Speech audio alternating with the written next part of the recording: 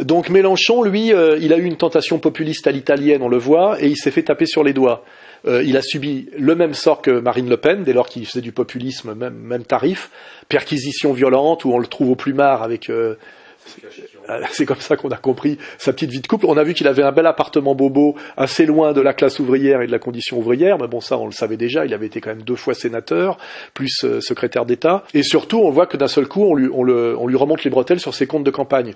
Et il faut bien comprendre qu'un type qui est dans le système depuis la Mitterrandie, a quand même croqué à toutes les pommes du système et ne peut pas être un opposant radical, parce que sinon, à un moment donné, on lui rappelle toutes ces prébendes, tout ce qui est autorisé d'ailleurs aux gens qui ont bien servi la République telle que moi je la définis, et qui se retrouvent à la fin dans la maison de retraite des bons serviteurs de la République qui s'appelle le Sénat. Et lui est passé quand même déjà 2 fois par le Sénat, doublement sénateur. Donc même s'il a des velléités d'oriotiste à certains moments, d'être un vrai leader populiste, parce qu'il a cette dimension en lui, ce petit côté Joseph Staline, petit père des peuples, qu'il a même dans la petite veste qu'il aborde, là, il est rattrapé systématiquement par la patrouille, c'est-à-dire t'as croqué pendant 30 ans, si tu veux sortir du système, on va te sortir tes casseroles, comme à un moment donné, Bernard Tapie, qui avait été ministre de la Ville et qui était le spécialiste des syndicats de faillite avec les tribunaux de commerce, quelque chose d'assez dégueulasse et d'assez répréhensible. Et pour quelle raison vous vous intéressez à Manu France ? C'est le challenge. Voilà. C'est un mot qui en France ne veut pas dire grand-chose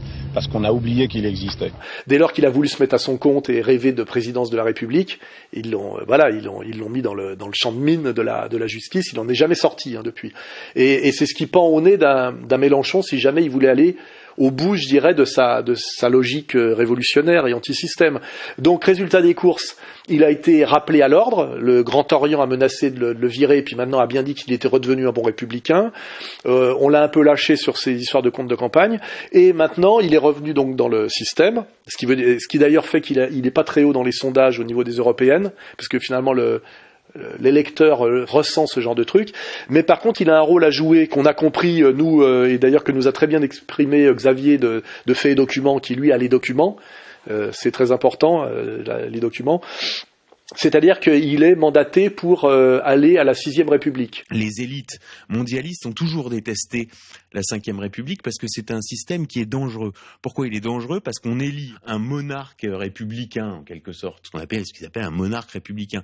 Mais en fait, ça veut dire qu'il a tous les leviers de pouvoir, s'il veut bien les prendre. Il a vraiment un pouvoir maximum qu'il y a dans quasiment aucun autre pays des démocraties occidentales éclairées.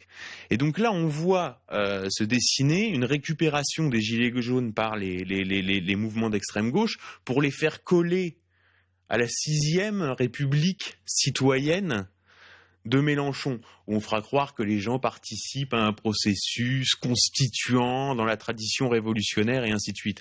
Or, en vérité, cette 6e République, qui est en fait un retour à la 4e ou à la 3e République, c'est-à-dire un régime d'alliance parlementaire qui est en fait ingouvernable et où le président n'a plus aucun pouvoir puisque ça devient un président du Conseil. Et donc cette constitution a été validée en loge, j'ai le document sous les yeux, le 28 novembre 2018, devant les loges l'enseignement mutuel du Grand Orient et Olympe de Gouges de la Grande Loge Mixte Universelle, puisque sa rédactrice, Charlotte Girard, donc une professeure de droit et qui a été coordinatrice du programme de Jean-Luc Mélenchon, est venue présenter sa planche sur le processus constituant au XXIe siècle.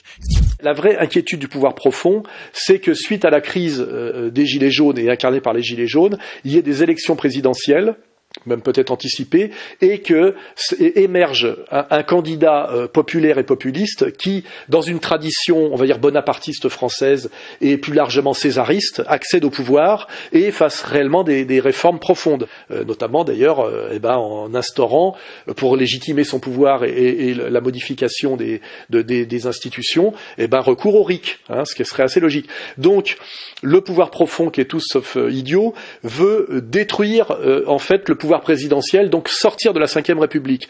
Et pour ça, le pouvoir profond s'appuie sur les revendications des Gilets jaunes, qui est Macron démission. Donc la stratégie du pouvoir profond, c'est de pousser Macron à la démission, et là on voit bien l'affaire Benalla et tout ce qui arrive derrière. Il faut bien comprendre que Macron est pris en sandwich entre la colère des Gilets jaunes et le pouvoir profond qui estime qu'il n'est plus le bon candidat. Bon, Emmanuel Macron est un président adulé. Et puis tout d'un coup, à partir d'une augmentation de la taxe sur les carburants, on se retrouve avec un pays presque à feu et à sang, je veux dire, avec des images terribles qui circulent dans le monde entier.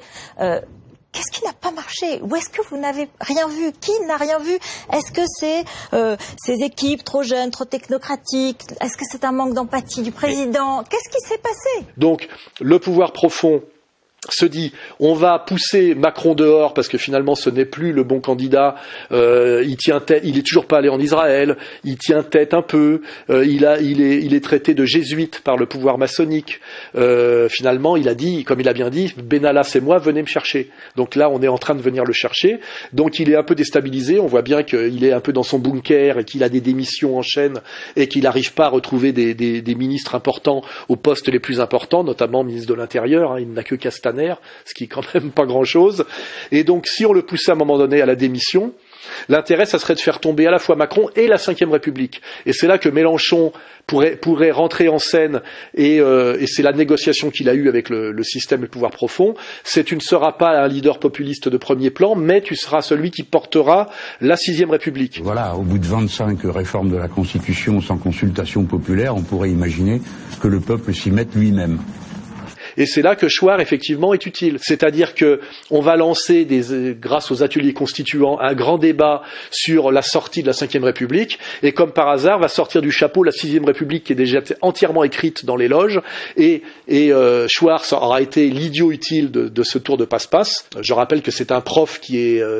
comment dirais-je, sous la tutelle de l'éducation nationale, et qu'il est gentil aussi par trouille. Je suis absolument contre le racisme, l'antisémitisme, l'homophobie. C'est pour ça qu'il vient d'être coopté par Sud Radio, et que tous les cons s'extasient sur le sursaut démocratique de Sud Radio, qui, je le rappelle, est une radio nationale sioniste par ailleurs, et Chouard va bien servir lui aussi d'idiot utile à la Sixième République, qui sera le retour à la Quatrième République, c'est-à-dire empêcher constitutionnellement toute possibilité de sursaut bonapartiste et de, comme je l'ai dit, de pouvoir fort, ce que j'appelle moi le despotisme éclairé. Rappelez-vous ce que disait Mitterrand de De Gaulle. Il appelait ça le coup d'État permanent. Quand De Gaulle a essayé d'échapper au pouvoir des loges et des partis, c'est-à-dire la Quatrième République, l'époque Mendès France, par un peu de pouvoir présidentiel fort. On appelait ça le coup d'État permanent. Effectivement, il faudrait un coup d'État révolutionnaire aujourd'hui pour sortir du pouvoir oligarchique du CRIF, et on n'arrivera pas à ça par les ateliers constituants et par Chouard. Comme je l'ai dit, pour que le RIC arrive, il faut d'abord un coup d'État. Et le coup d'État, c'est un type comme Soral qui le fera, ou alors un type qui pourrait effectivement se présenter à la présidentielle. Je pensais d'ailleurs au grand gars là, du Pays Basque. Monsieur Lassalle, veuillez immédiatement retirer ce gilet. Parfait, monsieur Lassalle. Ce rappel au règlement sera évidemment inscrit au procès-verbal et vous en subirez les conséquences. Retirez, s'il vous plaît, ce gilet. Oui, par Lassalle, par exemple. Voilà. Mélenchon et sa Sixième République, servis par la naïveté, voire la bêtise, ou voire la trouille complice de Chouard, c'est d'empêcher à un moment donné l'arrivée au pouvoir d'un type courageux et atypique, et réellement populaire et populiste comme Lassalle. C'est ça la réalité. Moi, je dis, dès que j'ai entendu parler de cette initiative, que c'était une initiative heureuse, intelligente, qui avait du sens et qui ne demandait justement pas, et surtout pas, à être récupéré. J'ai participé samedi avec eux à Oloron-Sainte-Marie. J'ai vu combien ils étaient responsables. J'ai vu aussi combien il y avait de femmes. Et voyez-vous, il n'y a pas si souvent des femmes, et surtout dans les instances qui prennent des décisions. Mais ils sont vraiment...